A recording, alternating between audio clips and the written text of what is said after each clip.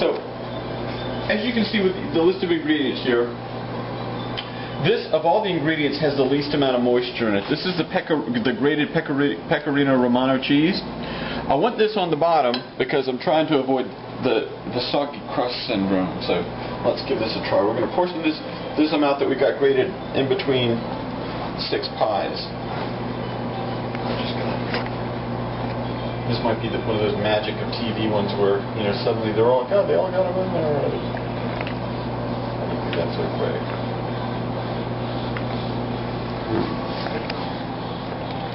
And now, for the magic of TV.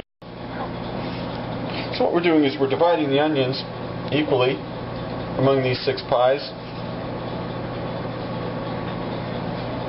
Onions will give it a nice sweet taste because they were sweat. Notice how they're not brown, they're just sweated. And now the basil we got out of the garden, we're chopping that up right now so that it can be distributed among the 6 pies.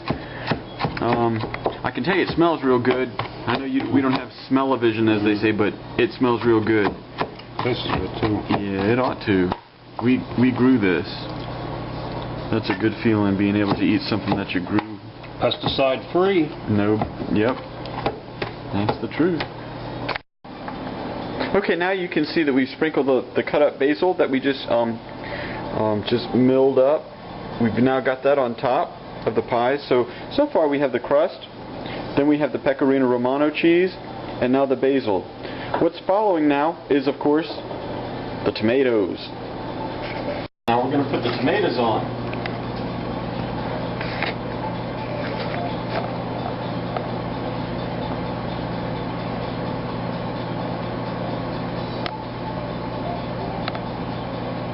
Now, as you remember, these tomatoes have been salted to get the moisture out of them, because if I didn't do that, I'd probably end up with some pretty wet, soggy crust, and I'm not going for that look. So we're going to just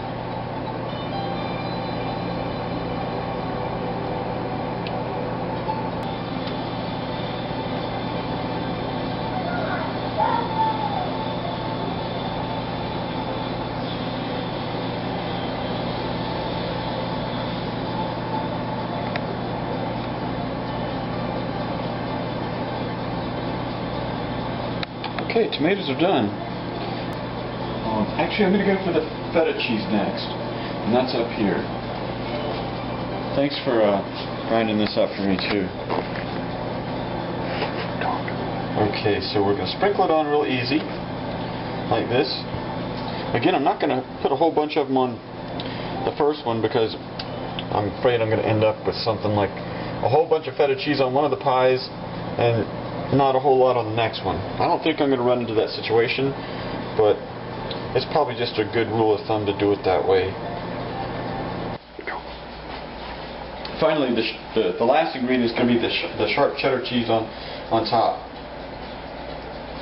Again, we're going to spread it out evenly among all the 6 of them. Start off kind of small so I don't run out of it on the last pie.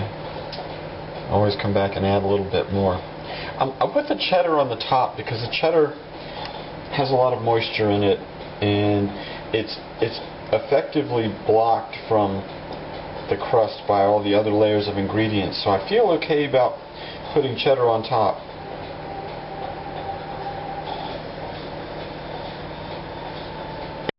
Okay, so we've assembled the pies so far, and let me just recap on what the ingredients are. We have the baked pie shell. On top of that, we have the Pecorino Romano cheese. On top of that, we have the basil that we chopped up really small and sprinkled it around. On top of that, we have the tomatoes. On top of that, we have the feta cheese. And finally, the last ingredient is the sharp cheddar. And now, this is what they look like before they go into the oven for their final bake. You understand that I pre-baked the pie shells, and because I wanted them to have that. I wanted them to taste like the edge of the pumpkin pie rather than the stuff that's underneath the pumpkin pie, the soggy stuff. So that's why I pre-baked them. So I'm going to put these guys in the oven here, and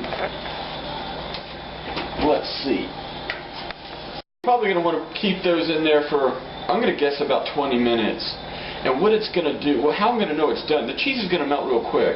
But what I'm looking for is the tomatoes. And they won't appear like the raw tomatoes anymore. They'll look a little cooked down. That's what I'm going for. Once that happens, it's done and it's ready to cut. So let me talk a little bit more about cutting though. After you take them out of the oven, if you have the patience to let them set up for a little while, cutting them is much cleaner. If you can wait, you can get some nice triangular pie pieces. But if you do it early, who knows what's going to happen? You're going to have a mess. You might, but it'll still taste good regardless of what it looks like. So what we've done is we've set the oven. You can see that we've set the timer. Well, the oven's at 400 degrees. The timer we set it for about 16 minutes. We'll come back and have a look at it at 16 minutes to see what stage we are in and see if it's time to pull them out or time to let them go a little bit further. We'll make that determination later. Okay, we just checked. Looks like they're ready to come out. Turn the oven light on here. Let's have a look. Let's pull the bottom row first. You can see that the pie has pulled away from the edges of the container, which is good. That's kind of, we wanted that. Let's get that noise. Can't really hear it with the music. We just told the music.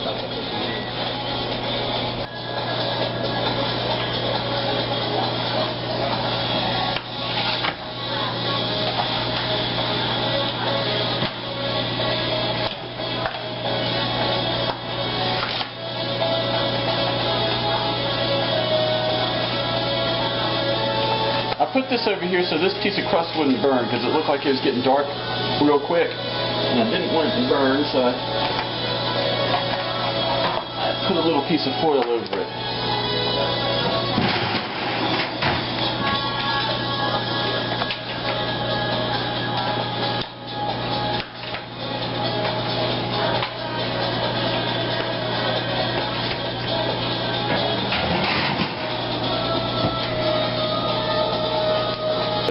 So I hope you've enjoyed watching this. I know that there's other tomato pie recipes online, but I hope you'll try mine. It's pretty good.